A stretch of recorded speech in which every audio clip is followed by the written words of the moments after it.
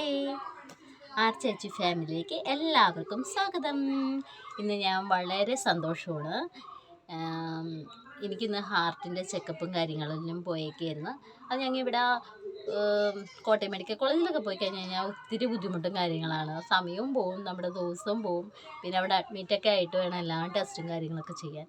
അപ്പോൾ അതുകൊണ്ട് ഞാൻ പ്രൈവറ്റിലാണ് കാണിച്ചത്. അതായത് കാരത്താസ്, ഏറ്റുമാനൂർ കഴിഞ്ഞിട്ടാണ് കാരത്താസ് ഹോസ്പിറ്റല്. പ്രൈവറ്റാണ്, അതുകൊണ്ട് എന്താവും എങ്ങനെയാവും എന്നൊക്കെ ഒരു ടെൻഷനും കാര്യങ്ങളൊക്കെ ഉണ്ടായിരുന്നു ഓൾറെഡി. ഇപ്പം ഞാൻ പറഞ്ഞില്ലേ, എനിക്ക് ഓൾറെഡി ഒരു സർജറി കഴിഞ്ഞുകൊണ്ടും പിന്നെ അതിൻ്റെ ചെറിയ ബുദ്ധിമുട്ടുകൾ ഹാർട്ടിലേക്ക് വരാൻ ചാൻസ് ഉണ്ടെന്ന് പറഞ്ഞു. പിന്നെ അതുകൂടാതെ തന്നെ നെഞ്ചിനൊരു ചെറിയ പ്രയാസങ്ങളൊക്കെ ഉണ്ട്. അപ്പോൾ ECG എടുത്തപ്പോൾ ചെറിയൊരു വേരിയേഷൻ കാണിച്ചിരുന്നു. അപ്പോൾ അതിൻ്റെയൊക്കെ ഒന്ന് ടെസ്റ്റും കാര്യങ്ങളും എക്കോ ടെസ്റ്റ് കാര്യങ്ങളെല്ലാം ചെയ്യാൻ വേണ്ടിയാണ്, കൂടുതൽ ഡീറ്റെയിൽസ് അറിയാൻ വേണ്ടിയാണ് ഞാൻ ഇന്നങ്ങനെ ബുക്ക് ചെയ്തു. ഇന്നവിടെ പോയി ടെസ്റ്റ് എല്ലാം ചെയ്തു, ECG ചെയ്തു, എക്കോ ടെസ്റ്റ് ചെയ്തു. ECGയിൽ ചെറിയ ആ വേരിയേഷൻ തന്നെ കാണിച്ചിരുന്നു. പക്ഷേ എനിക്ക് അവിടുത്തെ ഒരു പെരുമാറ്റ രീതി, സ്റ്റാഫുകളുടെ ആയാലും എല്ലാ ടെസ്റ്റിൻ്റെ ആയാലും എല്ലാം പിടിപിടിയെന്നെല്ലാം ചെയ്തു തരാനും, എല്ലാം ടെസ്റ്റ് നല്ല വിശദമായിട്ട് എല്ലാ കാര്യങ്ങളും നോക്കാനും, പിന്നെ നമ്മുടെ ഡോക്ടർ എന്ന് പറഞ്ഞു കഴിഞ്ഞാൽ എൻ്റെ ഡോക്ടറിൻ്റെ പേര്, ഒരു മിനിറ്റ്, എൻ്റെ ഡോക്ടറിൻ്റെ പേര് ജോണി ജോസഫ്. ഒന്നും പറയാനില്ല. എന്താണെന്ന് വെച്ച് കഴിഞ്ഞാൽ ഡോക്ടർ നമ്മളെ രോഗീനെ പോലെയല്ല കാണുന്നത്, ഒരു ഫ്രണ്ട് അല്ലെങ്കിൽ ഒരു സഹോദരി, അതിനേക്കാൾ അപ്പുറമായിട്ടാണ് നമുക്കത് കാണുമ്പോഴും അത് സംസാരിക്കുമ്പോഴും നമുക്ക് ഭയങ്കര ഒരു ഏത് അസുഖം പെട്ടെന്ന് മാറിപ്പോകുന്ന ഒരു ധൈര്യവും, എന്തുണ്ടെങ്കിലും നമുക്ക് ഭയങ്കര പ്രത്യേക ധൈര്യമായിരിക്കും. അപ്പം ഡോക്ടർ എന്ന് പറഞ്ഞാൽ ഭയങ്കര ഒരു വല്ലാത്തൊരു നമുക്ക് ധൈര്യം തരുന്ന ഒരു ഡോക്ടറാണ് കേട്ടോ. പിന്നെ ഏതൊരു അസുഖം നമുക്ക് ഡോക്ടറിനെ തന്നെ നമുക്ക് ഏതൊരു ആശുപത്രി പോയാലും ഡോക്ടറെ കണ്ട് സംസാരിക്കുമ്പോൾ നമുക്ക് ഒരു പ്രത്യേക ധൈര്യം കിട്ടണമെങ്കിൽ ഡോക്ടർ നമ്മളോട് നല്ല രീതിയിൽ സംസാരിക്കണം, നല്ല കാര്യങ്ങൾ പറഞ്ഞു തരാനും, പിന്നെ നല്ല ഒരു ചിരി, അവരുടെ ഒരു ചിരി കണ്ടു കഴിഞ്ഞാൽ തന്നെ നമുക്ക് ഭയങ്കര ഒരു ധൈര്യവും കാര്യങ്ങളും കിട്ടും. എനിക്കിപ്പോൾ ഈ ആശുപത്രിയിൽ പോയിട്ട് ഈ ഡോക്ടറെ കണ്ടിട്ട് എനിക്ക് ഭയങ്കര കൂടുതൽ ധൈര്യവും കൂടുതൽ സന്തോഷവുമാണ് കിട്ടിയത്. പിന്നെ ചെക്കപ്പിൽ പിന്നെ കുറച്ച് കാര്യങ്ങളൊക്കെ പറഞ്ഞു തന്നിട്ടുണ്ട്. ചെറിയ പ്രോബ്ലം ഉണ്ട്, ഒന്നുമില്ല എന്നല്ല, ചെറിയ പ്രോബ്ലങ്ങളുള്ളൂ. അതൊക്കെ എനിക്ക് ഹാൻഡിൽ ചെയ്യാൻ പറ്റുന്ന പ്രോബ്ലമാണ്. അതായത് നമ്മുടെ മനസ്സിൻ്റെ ധൈര്യമാണ് നമ്മുടെ ഏതൊരു അസുഖത്തെയും തളർത്തിക്കളയും. നമുക്ക് ധൈര്യം ഉണ്ടെങ്കിൽ ഏത് അസുഖത്തെയും നമുക്ക് തോൽപ്പിക്കാനും പറ്റും. അതെനിക്ക് മനസ്സിലായ കാര്യമാണ് കേട്ടോ. നമ്മൾക്ക് എന്ത് അസുഖം വന്നാലും നമ്മുടെ മനസ്സിൻ്റെ ധൈര്യം കൊണ്ട് നമുക്ക് ആ അസുഖത്തെ നമുക്ക് തോൽപ്പിക്കാൻ പറ്റും. അതുകൊണ്ട് തന്നെ എനിക്ക് ഭയങ്കര വളരെയധികം സന്തോഷമായി. എല്ലാവരും ഹാർട്ടിൻ്റെ എന്തെങ്കിലും ചെക്കപ്പിനൊക്കെ നല്ല ഡോക്ടറെ കാണിക്കുക. ഇപ്പോൾ ഈ ഡോക്ടർ നല്ല ഡോക്ടറാണ്. ഈ ഡോക്ടറെ കാണിക്കുകയാണെങ്കിൽ നിങ്ങൾക്ക് തന്നെ നിങ്ങളുടെ പകുതി അസുഖം മാറിക്കിട്ടും. അതേപോലെയാണ് ആ ഡോക്ടറിൻ്റെ സംസാരവും പെരുമാറ്റവും എല്ലാം. നല്ല സ്നേഹമുള്ളൊരു മനുഷ്യൻ. എൻ്റെ വിനീത് ഡോക്ടറിനെ പോലെ തന്നെയാണ്. എനിക്ക് ഞാൻ പറഞ്ഞില്ല, എൻ്റെ സർജറി ചെയ്ത ന്യൂറോ സർജൻ വിനീത് ഡോക്ടർ എറണാകുളത്താണ്. ആ ഡോക്ടറിനെ പോലെ തന്നെ എനിക്ക് തോന്നി. എനിക്ക് വളരെയധികം എന്തോ കൂടുതൽ ധൈര്യം അവിടെ നിന്ന് കിട്ടിയിട്ടാണ് ഞാനിന്ന് പോകുന്നത്. ഉള്ള ധൈര്യത്തെക്കാളും കൂടുതൽ ധൈര്യം എനിക്ക് കിട്ടി. എനിക്ക് അത്രയ്ക്ക് സന്തോഷമായി. പിന്നെ നല്ല ഹോസ്പിറ്റലാണ്, എല്ലാത്തരം അസുഖത്തിൻ്റെയും ഡോക്ടർമാരുണ്ട് അവിടെ, എല്ലാ ചെക്കപ്പും അവിടെയുണ്ട്. പിന്നെ നമ്മൾ വിചാരിക്കും പ്രൈവറ്റ് ആശുപത്രിയാണ്, വളരെ കത്തിയായിരിക്കും, ഭയങ്കര ബ്ലേഡായിരിക്കും, അങ്ങനെയൊക്കെയല്ലേ നമ്മൾ പൊതുവെ പറയുന്ന ആശുപത്രിയിൽ. പക്ഷേ എന്നെ സംബന്ധിച്ച് എനിക്ക് അധികം തോന്നിയില്ല. ഞാൻ ഒത്തിരി ബുദ്ധിമുട്ട് ആയിട്ടാണ് അനിയന്മാർ പൈസയൊക്കെ റെഡിയാക്കി തന്നത്, പൈസയൊക്കെ റെഡിയാക്കി വെച്ചതും. അപ്പോൾ ഞാനും അനിയനും കൂടിയാണ് പോയത്. ECG, എക്കോ ടെസ്റ്റ് എല്ലാം കൂടി 1300 സംതിങ് അത്രേ ആയുള്ളൂ. ചീട്ടിനൊക്കെ 250. ഇപ്പോൾ ഓൾറെഡി ഇപ്പം നമ്മൾ ചീട്ടൊക്കെ എടുക്കണമെങ്കിൽ ഏത് പ്രൈവറ്റ് ആശുപത്രിയിൽ 300-500 ചീട്ടിന്. അപ്പോൾ ഇത് 250 രൂപയുള്ളൂ ചീട്ടിന്. വലിയ പ്രശ്നമൊന്നും എനിക്ക് തോന്നിയില്ല. പിന്നെ എന്ന് വെച്ച് കഴിഞ്ഞാൽ എന്താണെന്നറിയില്ല, എനിക്കവിടെ പോയിട്ട് ഭയങ്കര ഹാപ്പി ആയിട്ടാണ്. ചെറിയ ബുദ്ധിമുട്ടൊക്കെ ഉണ്ടെന്ന് പറഞ്ഞാലും ഞാൻ അതിലൊക്കെ ഭയങ്കര ഹാപ്പിയാണ്. എന്തോ നല്ലൊരു ധൈര്യം കിട്ടി നമുക്ക്, ഭയങ്കര ഒരു കോൺഫിഡൻറ്റ്, അങ്ങനെ പറയൂലേ, പറയുന്നതിൽ എന്തെങ്കിലും മിസ്റ്റേക്ക് ഉണ്ടെങ്കിൽ ക്ഷമിക്കട്ടോ, അത്ര പഠിപ്പുള്ളതെന്ന് വിചാരിച്ചാൽ മതി. അപ്പോൾ എനിക്ക് ഭയങ്കര ഹാപ്പിയായി. പിന്നെ ഇനി നാളെ ഞാനപ്പോൾ അതുകൊണ്ട് എറണാകുളത്ത് ന്യൂറോ സർജനെ കാണാൻ പോയാണ്. ന്യൂറോ സർജനെ കാണേണ്ട ഡേറ്റ് ആയിട്ട് ഞാൻ പോയിട്ടില്ല. അപ്പോൾ നാളെ ബുക്ക് ചെയ്യാമെന്ന് പറഞ്ഞിട്ടുണ്ട്. ബുക്ക് ചെയ്യണം. 9 മണിക്കാണ് ബുക്ക് ചെയ്യണേ. ബുക്ക് ചെയ്ത് കഴിഞ്ഞാലാണ് നമുക്ക് നമ്പർ കിട്ടുന്നതനുസരിച്ച് നാളെ ഇവിടെ നിന്ന് പോകണം. ഇപ്പോൾ ഇവിടുന്ന് ബുക്ക് ചെയ്ത് കഴിഞ്ഞ് രാവിലെ ബുക്ക് ചെയ്ത് കഴിഞ്ഞിട്ട് ഒരു രാവിലെ അത് കഴിഞ്ഞ് അപ്പം തന്നെ ഇറങ്ങണം. എന്നാലാണ് നമുക്ക് എറണാകുളത്ത് എത്തണ്ടേ. ബ്ലോക്കും കാര്യങ്ങളൊക്കെ കിട്ടി അതനുസരിച്ച് എറണാകുളത്ത് എത്തിയിട്ട് നമുക്കങ്ങനെ ഡോക്ടറെ കാണണം. അപ്പോൾ ഡോക്ടറിനടുത്ത് ഞാൻ പറയും. ഞാൻ തന്നെ മരുന്നൊക്കെ കുറച്ച് ദിവസമായിട്ട് നിർത്തി വെച്ച് എല്ലാ കാര്യങ്ങളും ഞാൻ പറയും. പക്ഷെ എനിക്കെന്തോ അറിയില്ല മരുന്ന്. ഒരു മിനിറ്റ്, അതിൻ്റെ ഇടയ്ക്ക് ചെറിയൊരു പണി ഉണ്ടായിരുന്നു പിള്ളേര്. ഓക്കെ കൊണ്ടാ അങ്ങനെ ഒരു ചെറിയൊരു പണി ഉണ്ടായിരുന്നു.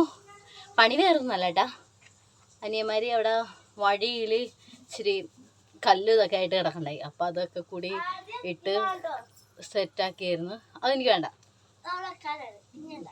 അങ്ങനെ ഒരു ചെറിയ പണിയായിരുന്നു. അപ്പം ഞാനും പോയി ഒന്ന് സഹായിച്ചതാണ്. ചവറൊക്കെ കത്തിക്കാനുണ്ടായിരുന്നു. അപ്പം അങ്ങനെ കത്തിക്കാൻ പോയതാണ്. അങ്ങനെ ആ പണി കഴിഞ്ഞു. ഹെൽപ്പ് ചെയ്യാൻ പോയി. ആ ഹെൽപ്പ് ചെയ്ത് വന്നു. മുഖമൊക്കെ കഴുകി വേർത്തുപോയി. ഞാനങ്ങനെ ഇടയ്ക്ക് ഒരു തോന്നൽ മാത്രമേ ചെയ്യുള്ളൂ. എന്നെ കൊണ്ട് അധികം ചെയ്യിച്ചൊന്നുമില്ല. വെറുതെ ചവറൊക്കെ കൂട്ടിയിട്ട് കത്തിച്ചു.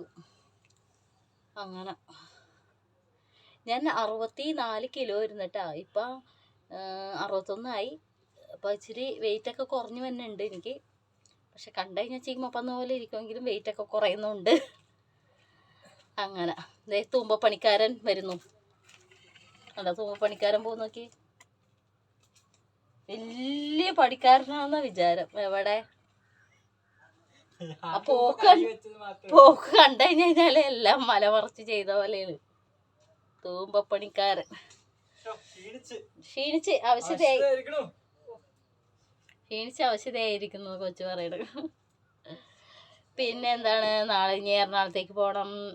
അങ്ങനെ വിശേഷങ്ങളൊക്കെ ഉണ്ടാവും. കൂടുതൽ വിശേഷങ്ങൾ കാണാം. എറണാകുളത്ത് പോയി പിന്നെ എനിക്കൊരാഗ്രഹമുണ്ട് എറണാകുളത്ത് പോകുമ്പോൾ. അത് ഞാൻ വീഡിയോ ഇടും. അപ്പോൾ കാണിച്ചു തരാം. അതന്നെ, കൊച്ചി സ്പെഷ്യൽ ഡ്രിങ്ക് ഉണ്ടാക്കി വെച്ചിട്ടുണ്ട് അവിടെ. എന്നിട്ടാണ് മുഹമ്മത്ത് സർവത്ത്. അതിൻ്റെ റെസിപ്പി ചോദിക്കണമെങ്കിൽ അവളോട് തന്നെ ചോദിക്കണം. എനിക്കറിയില്ല. അവൾ ഉണ്ടാക്കുന്നിടത്തേക്ക് നമ്മൾ അടുപ്പിക്കുകയും ഇല്ല, അടുക്കളയിലേക്ക് കയറ്റുകയും കൂടി ഇല്ല. അത് ഉണ്ടാക്കാൻ നേരത്ത് അത് അങ്ങനത്തെ ഒരു സാധനമാണ്. അവൾക്കട ഇത് ട്രിക്കൊക്കെ നമ്മൾ മോഷ്ടിക്കും, നമ്മൾ അതേപോലെ ഉണ്ടാക്കുമെന്നും പറഞ്ഞുകൊണ്ട് കൊച്ചു അവളെന്തെങ്കിലും ഉണ്ടാക്കാതെ നിന്ന് കഴിഞ്ഞാൽ നമ്മളങ്ങോട്ട് ആ വശത്തേക്ക് കയറ്റില്ല.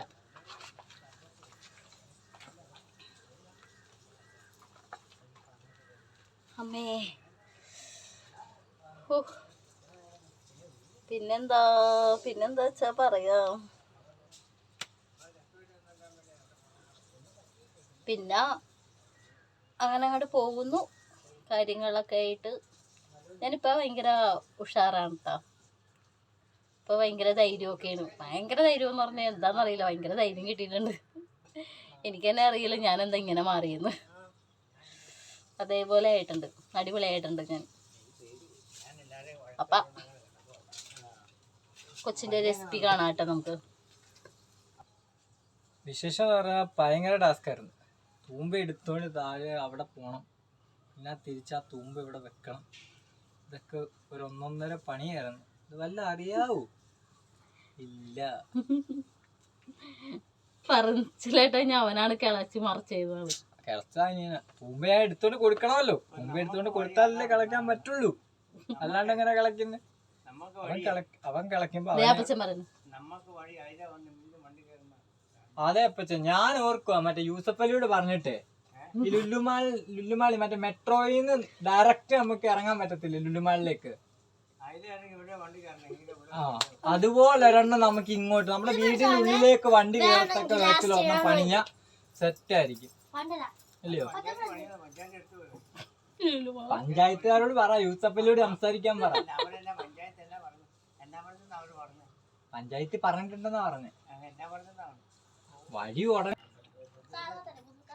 എന്റെ കൊച്ചുണ്ടാക്കിയ മുഹമ്മദ് സർവത്ത്. മുഹമ്മദ് കാ സർവത്ത്. അതെ, കാ അവിടെ ചേർക്കണം. അതന്നെ, കാ ചേർത്തില്ലെങ്കിൽ അത് സർവത്താവൂല. നല്ല ടേസ്റ്റ് ആണ് ഇത്. ഓക്കെ സെറ്റ് സാധനം, പൊളി സാധനം. ആണ്ട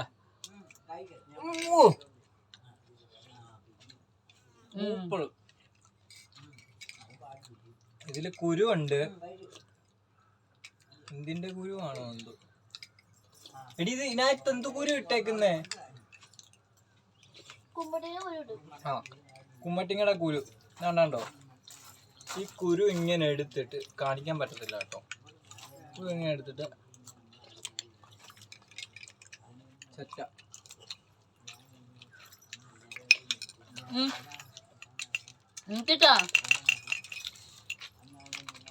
ഇനിയുണ്ടോ? ഒരു പ്ലേറ്റോ? ബൂസ്റ്റ് ഇട്ടിട്ട് ഇങ്ങനെ കലക്കിട്ട് വേണ്ടേ? ബൂസ്റ്റ് ഒക്കെ ഇട്ടിട്ടുണ്ട്. ഇങ്ങനെ ഉണ്ടാക്കി കുടിക്കണോട്ടാ. ഇതെങ്ങനെ ഉണ്ടാക്കണേന്ന് വെച്ച് കഴിഞ്ഞാല് ഇതൊക്കെ വേണ്ട, ഇപ്പൊ വേണ്ട ക്യാമറയുടെ ഫ്രണ്ടിലായോണ്ട് അതാണ് ഇങ്ങനെ കുടിക്കണം. അല്ലെങ്കിൽ ആക്രാന്തം കൊണ്ടുവേണ്ട. ആരാണ് ഇപ്പൊ ആക്രാന്തം കാണിച്ചെന്ന് കണ്ടാലോ. അത്രേ ഉള്ളു.